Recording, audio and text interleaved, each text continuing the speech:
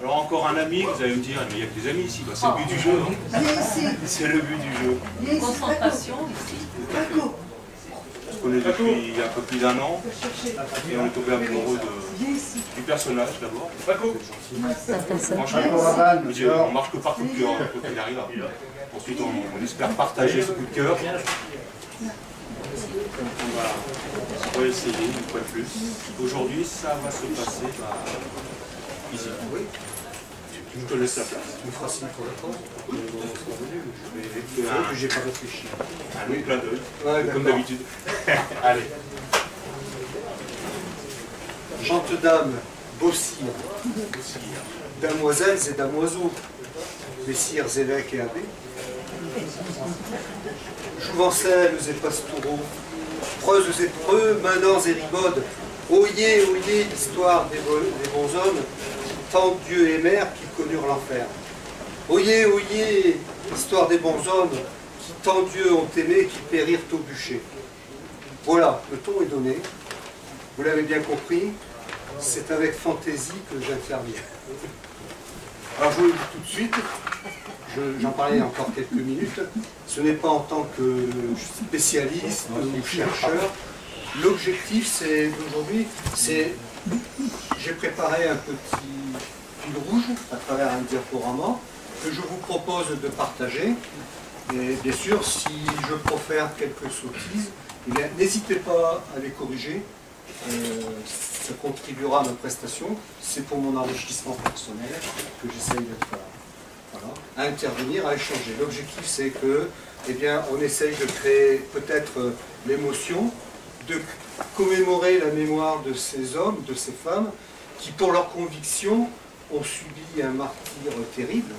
Je ne suis pas certain d'être prêt à accepter le même. Et voilà, ça mérite respect, quoi qu'il en soit. Alors, on va essayer d'aborder le sujet peut-être par le petit bout de la lorgnette.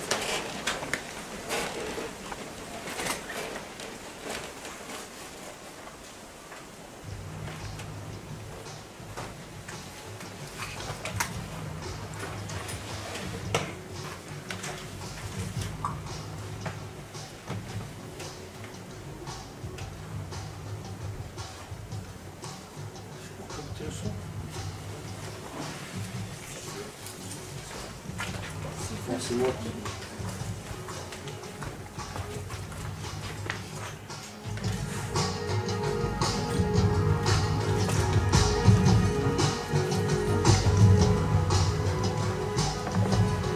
Voilà, le 16 mars 1244, à peu près 225 hommes et femmes périrent brûlés vifs dans un bûcher. À ce drame, plusieurs mystères sont associés. La reddition le 2 mars, et puis il se passe presque une quinzaine de jours, 2 semaines avant le bûcher. Et cette trêve a été acceptée par les assaillants. Et la nuit précédente encore, 4 hommes se sont évadés de Montségur, à savoir qu'aux alentours du 16 mars, à Montségur, il doit faire moins 10, moins 15, suivant les années, et la configuration du terrain, et à l'époque ils n'avaient pas l'équipement quechua, hein, donc à savoir par où ils sont passés, ça reste quand même un magnifique exploit sportif, et aussi un grand mystère de savoir pourquoi et où ils sont allés. Alors leurs noms sont connus. Nous savons qu'ils ont emprunté les gorges de l'Afron et sont passés à Comus, et puis leurs traces se perdent. Alors, pour certains d'entre vous qui avaient peut-être fait des recherches, il n'est pas impossible qu'ils soient passés aux environs de Rennes-le-Château, ils sont peut-être partis ailleurs. Et qu'emportaient-ils? Soit dit le trésor des Cathares, qui ne devait pas peser bien lourd, hein, puisqu'il a quand même fallu qu'il le transporte et qu'il s'évade avec, sachant que le trésor financier avait été certainement emmené bien avant. Cet événement, la fin de Montségur, marque la fin de l'épopée que l'on va qualifier de cathare. Je reviendrai sur le mot. Dont une des principales conséquences est l'annexion de l'Occitanie à la couronne de France. Donc ce que je vous propose, on va essayer de mieux connaître ces personnes et ces hommes, ces femmes qu'on a qualifiés ainsi. Et pour pénétrer ces mystères, nous comptions obtenir l'aide d'un limier de l'époque. Malheureusement, il n'est pas disponible. Là, il faut dire aussi que l'Amérique n'avait pas encore été découverte. Donc, eh bien, nous allons tenter, nous allons essayer d'en savoir plus par nous-mêmes. Voici un indice. C'est un chapiteau qui est qualifié de la chasse à l'ours, avec un détail que je vais vous montrer, qui se trouvait dans le cloître de la Dorade à Toulouse. Il est aujourd'hui au musée des Augustins, et c'est un chapiteau qui a un intérêt double, puisqu'il a 2 faces. Et sur une de ces faces, on voit cette scène qui représente une délicate jeune fille qui va avoir les reins brisés par un ours. Donc on peut l'imaginer comme une allégorie de la beauté, de la culture de l'Occitanie, brisée par la force brutale venue du Nord. Ce qui rend ce chapiteau un petit peu plus curieux, c'est d'imaginer qu'il ait pu être dans un cloître. Alors n'hésitez pas à intervenir, à m'interrompre, hein, c'est avec un grand plaisir que... Oui. Il y a un bas-relief, je ne sais pas si on peut appeler ça un bas-relief, dans le même genre à l'abbaye d'Alep, où on voit un ours. Ah oui, tout à fait. Et je le connais. Je pense que malgré tout, je suis à peu près certain que ce n'est pas la même signification. Ça serait plus alchimique, je crois. On parle d'alchimie à Alep, c'est vrai, mais peut-être une signification purement, je dirais, dans l'esprit des constructeurs de l'art roman. Oui. Donc cette sculpture résume parfaitement la situation. Hein. Je disais donc, comme on dit par ici, qui aurait à bête pour dire que ceux qui ont des oreilles comprennent, entendent. La culture occitane fut très riche. Ce n'était pas la démocratie avant l'heure, mais tout de même, si on la compare à la culture du Nord, il y avait un certain nombre d'éléments qui la rendraient plutôt sympathique. Et un grand nombre de valeurs y trouvent leur place. Il y avait ce que l'on appelait le parache, hein, c'est-à-dire l'égalité de cœur, hein, entre les hommes, quel que soit leur rang social, mais aussi entre les hommes et les femmes. On demandait à une dame la permission de s'asseoir à côté d'elle, ce qui n'était pas le cas par ailleurs. Il y a l'exemple lors d'un débat à Pamiers, où un moine dit à une dame Madame, il ne vous sied guère de prendre la parole ici ce soir, vous feriez mieux d'aller filer votre tenue. Et il s'agissait de la propre sœur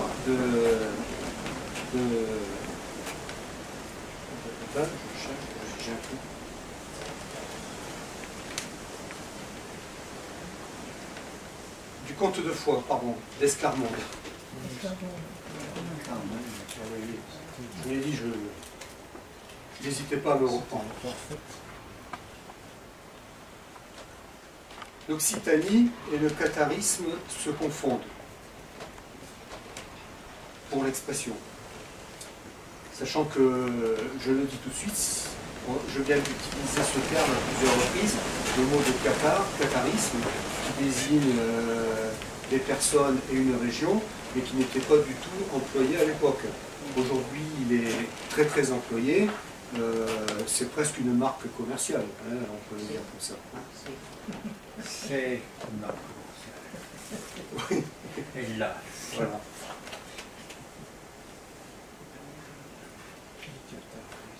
dans l'autre surtout. Hein. Oui, bien sûr. mais tentons l'aventure et remontons les brumes du temps afin d'essayer de comprendre pourquoi ce drame. Alors, puisqu'on mène l'enquête, eh bien, je vous propose de faire comme Maigret. Allons au café du commerce et rencontrons, écoutons ce que disent les gens du coin.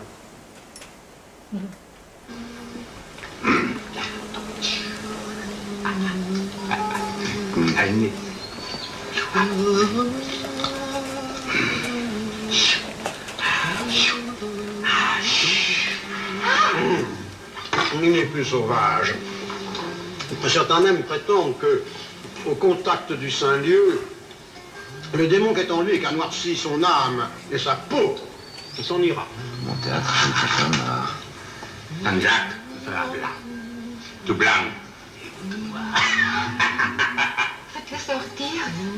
Il sent mauvais, il me fait peur. Non, il sent le souffle comme Satan, mais il sent moins mauvais que nos paysans. Dans le sud, ils ont brûlé les châteaux et massacré leurs nobles occupants.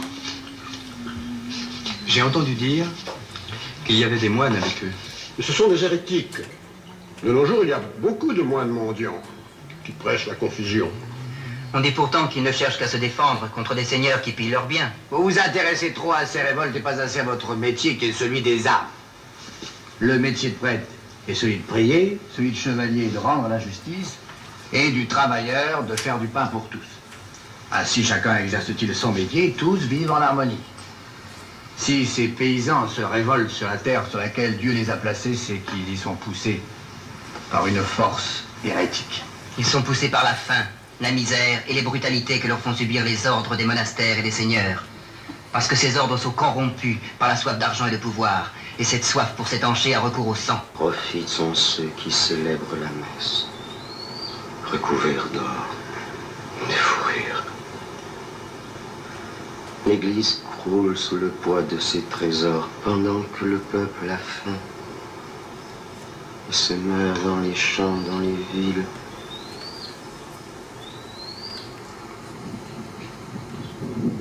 C'est un troubadour. Vous savez ce que c'est que les comédiens? Ils vibrent comme des instruments de musique et parfois des notes échappent. Cet homme a raison. Il parle juste. L'Église se détourne de ses droits et manque à sa mission qui est d'élever les âmes. Voilà, c'est un extrait du film La chanson de Roland. Alors, on a déjà eu l'occasion d'en partager d'autres extraits lorsque j'étais intervenu pour parler du chemin de Saint-Jean. Mais bon, je trouve que c'est une bonne représentation des mœurs de l'époque avec des acteurs de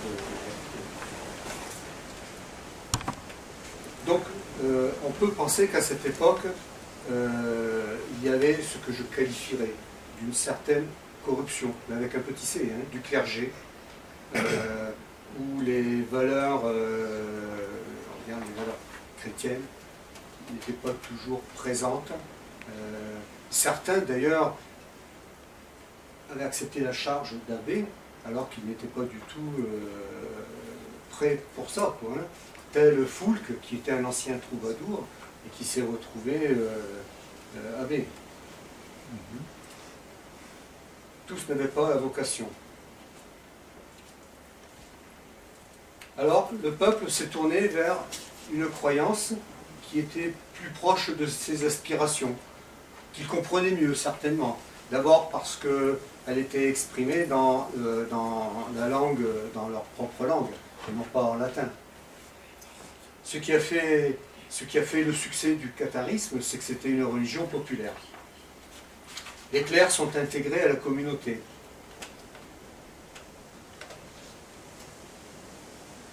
Mais les exactions ne se trouvent pas que du même côté, hein, que du côté du clergé. Je prends pour exemple l'anecdote que peut-être vous connaissez, mais que je rappelle,